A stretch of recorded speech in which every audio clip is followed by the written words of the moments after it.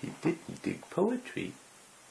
You know, that man over there, you see that man over there?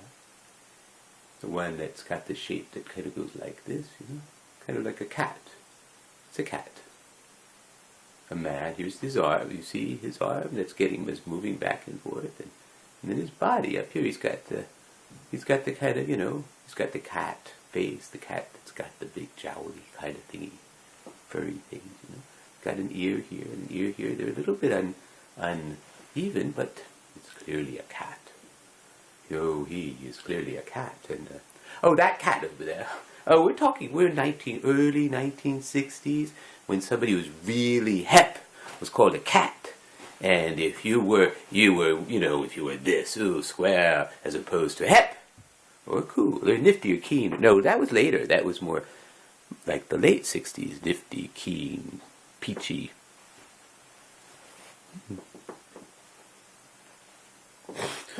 What is this guy talking about? Nifty, keen, and peachy.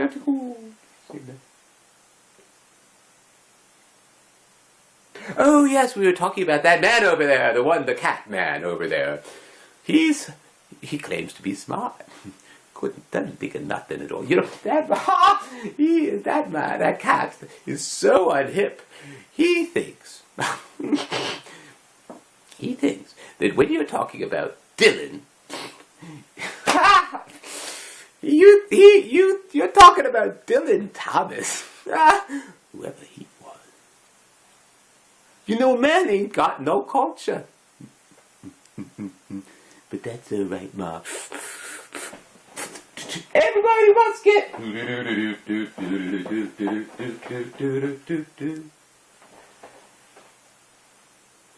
It was, in case you didn't know, most people don't know the name of that last song, you know, the Getting Stoned thing. And it had nothing, wait a minute, that was just that was not really what the song was about. It was just a joke. It's interesting how the camera decides to change colors. It means, oh, my hat's too high. That's what it means. It distracts me to see my eyes as I'm looking. I mean, I do need to look because I need to know where the hell I am. And if you want to come and spend any amount of time being my camera person, and as you can see, we're not actually the least bit interested in high production values. We use a phone. This is even the cheap, this is the forward facing. The phone that, I'm looking at the screen and I'm seeing the phone, so that's only like a 2 megapixel. I mean, not the highest quality, but you know what? Doesn't matter. Tickle. Oh!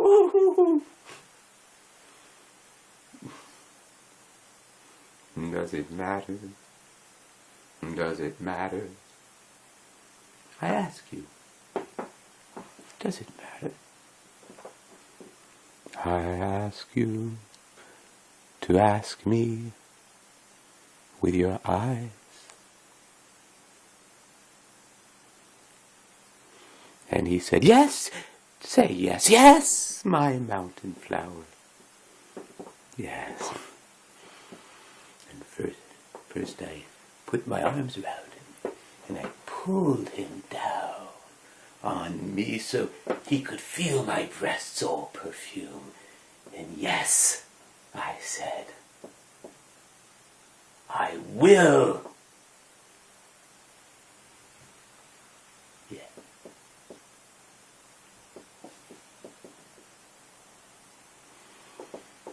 And the final word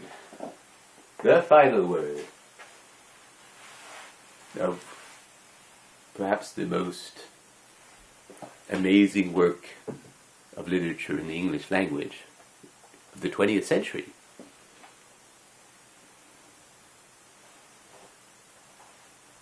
Yes. That book, big book, 600 big pages, 900 smaller pages, about one day, June 4th, 1904, in Dublin, Ireland.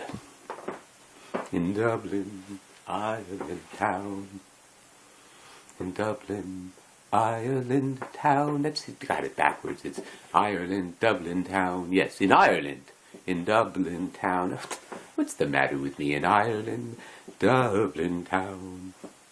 In Ireland, Dublin town. Looking out on the sea, the snot green sea, and tell me, Mr. Deasy, what would you say if I just never come back? I'm gonna take my wages and get exploited, and we're gonna all get drunk, and everybody's gonna use me and then throw me away, which is what's always happened, until I write my book. Yeah. I guess by the time he had written Ulysses, well, no, he was having a hard time, I think. I don't really know. But you gotta have some determination. He wrote that book between 1914 and 1921, while he was living in Trieste, I believe, or Zurich, and Paris.